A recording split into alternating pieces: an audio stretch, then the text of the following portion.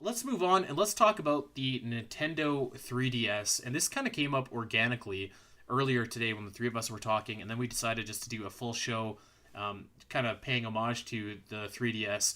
And we were talking earlier about how the system was such a haven for Zelda games, and I think we mentioned it on the show before here. So we really wanted to talk about the 3DS, its amazing collection of Zelda games, and its amazing collection of other games. So we're going to kind of go rapid fire here. We're going to talk about some of our favorite 3DS games, and then we're going to talk about how just incredible of a system it was for original Zelda titles, for collecting all of the past Zelda titles for everybody to be able to play, and just kind of spend the rest of this episode kind of writing a love letter to the 3DS, which really was retired once the Switch came out, but I mean, now it's just like officially gone the way of the dodo. So let's dive right into it and talk about a game that I think all three of us, when we were talking about the best 3DS games, this was the only one that we had in common across all three lists, and that is The Legend of Zelda: A Link Between Worlds.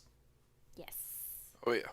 One of the best 3DS games, and it's so interesting, this game, because it really is like the first like really direct sequel. Maybe not, I guess Phantom Hourglass kind of was, but like kind of reusing the same world as A Link to the Past in such an iconic game, I feel like was really daring, but it also managed to do like it managed to stand on its own feet. So I think that this game is like really a triumph in how to do something that feels familiar but also totally new at the same time.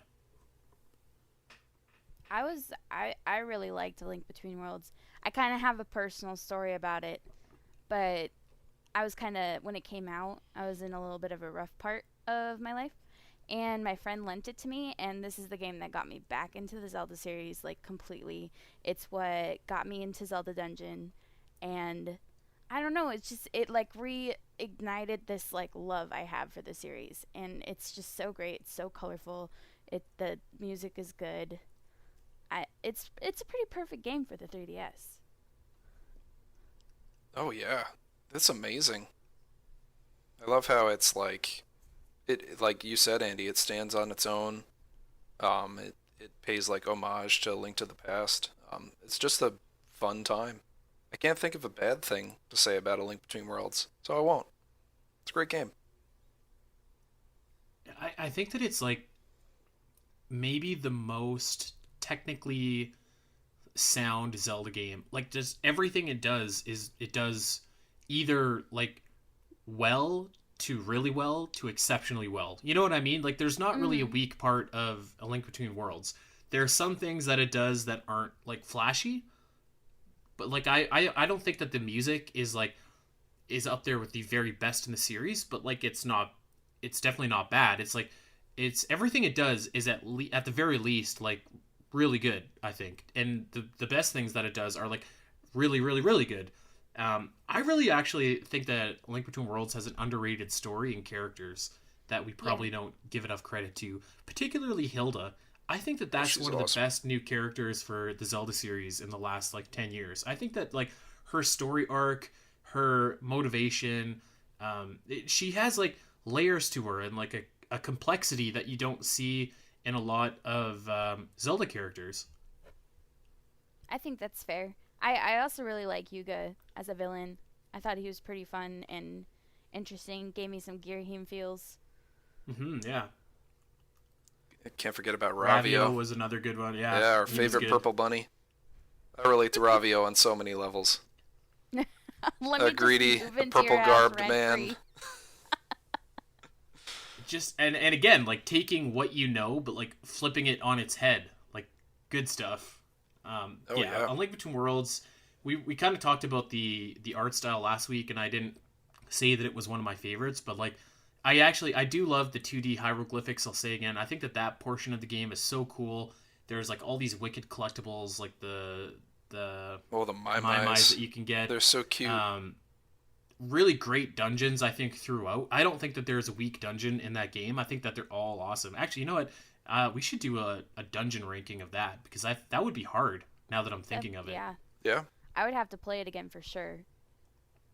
Oh yeah, definitely. which I'm not complaining. Yeah, I want that experience. it's not a chore. Yeah, Right. Link Between Worlds is awesome. Yeah, it's just such a great game. I think we should all play through that again. Do a little deep dive.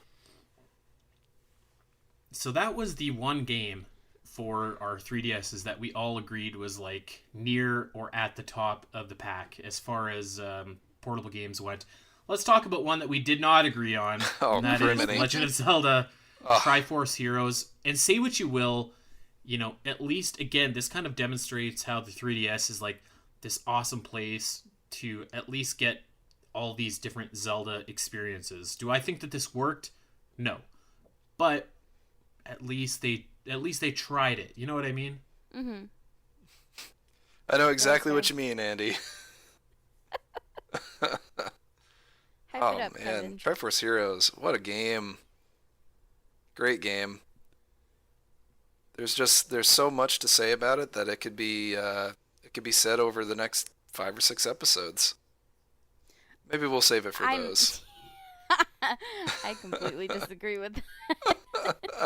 I come I in think hyping everyone listening is Triforce. rolling their eyes. I come in here every week on the Champions Have- Cast hyping up Triforce Heroes, and there are times at the ends of the episode where I just sit there and I'm like, oh man, I'm such a dub for like hyping this game up and being like, it's great. Like there's the blue link and the green link and the red link, and like you get all the costumes and stuff. I love Triforce Heroes. It's fun. I still play it, on the regular. Um, Me and Ashley's boys will play it together.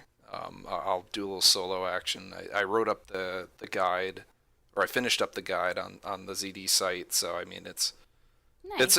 this game is very important to me. I think I'm very in the minority with that, but Triforce Heroes on 3DS it's one of my favorite 3DS games, one of my favorite Zelda games.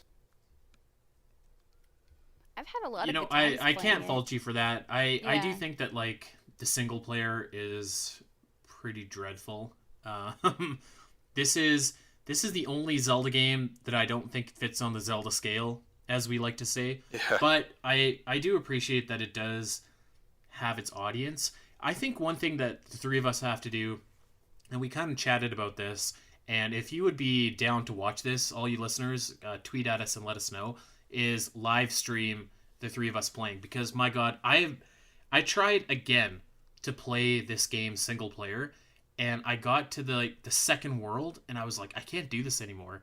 Like I just can't. I can't keep going by myself because like switching between the three is so painful, and the outfits and like ugh. So I think that what I need is to play with you guys to maybe have a different look at Triforce Heroes and Yeah. and hopefully gain a different perspective and appreciation for it. You might need to be a little sedated while you do it too.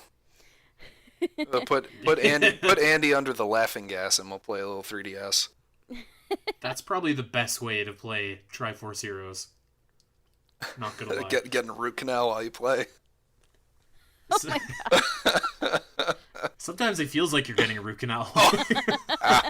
Ooh, woof.